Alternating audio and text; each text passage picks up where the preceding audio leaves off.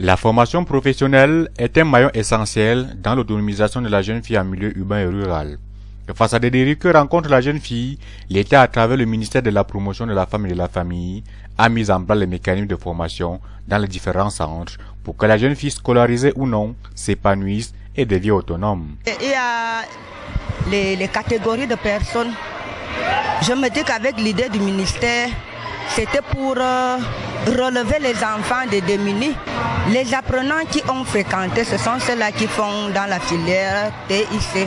Et ceux qui n'ont pas fréquenté, ça veut dire qu'ils n'ont même pas fleuré le cap du cours élémentaire 1, qui sont en quelque sorte en déperdition scolaire.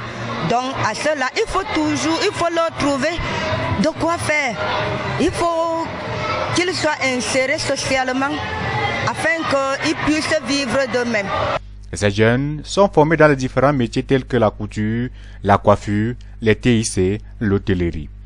L'agriculture, moteur de croissance pour le développement, n'est pas en reste. La formation en agro-pastoral et gestion de projets se passe comment? Nous avons des apprenants et des apprenantes qui arrivent dans notre centre, qui déjà la plupart connaissent déjà un tout petit peu ce qu'on appelle l'agriculture. C'est donc quand on parle d'agro-pastoral, mais ne maîtrisent pas bien les rouages et les techniques.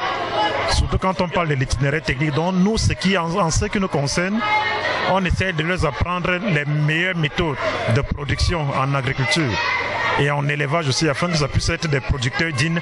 Vous êtes sans oublier que le chef de l'État voudrait que d'ici que notre agriculture puisse passer en une agriculture de seconde génération. Donc nous autres comme ça, nous sommes chargés en ce qui nous concerne de faire en sorte de rendre ces enfants, ces apprenants et ces apprenantes des professionnels dans le corps du métier qu'on appelle l'agriculture et des agronomes.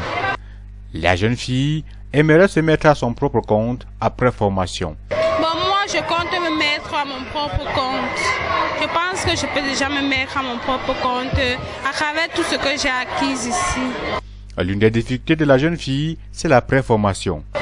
Ceux qui sont démunis là travaillent avec beaucoup de difficultés pour pouvoir travailler. Parce que là, si on se suit de leur rang social, ils ne peuvent vraiment rien faire. Après leur formation, il y en a qui trouvent difficilement de l'emploi. Et quand bien même ils en trouvent, ils ne sont pas rémunérés comme cela se doit. Ils sont utilisés et ne sont pas bien rémunérés. Le suivi après formation est une nécessité pour l'épanouissement et l'autonomisation de la jeune fille.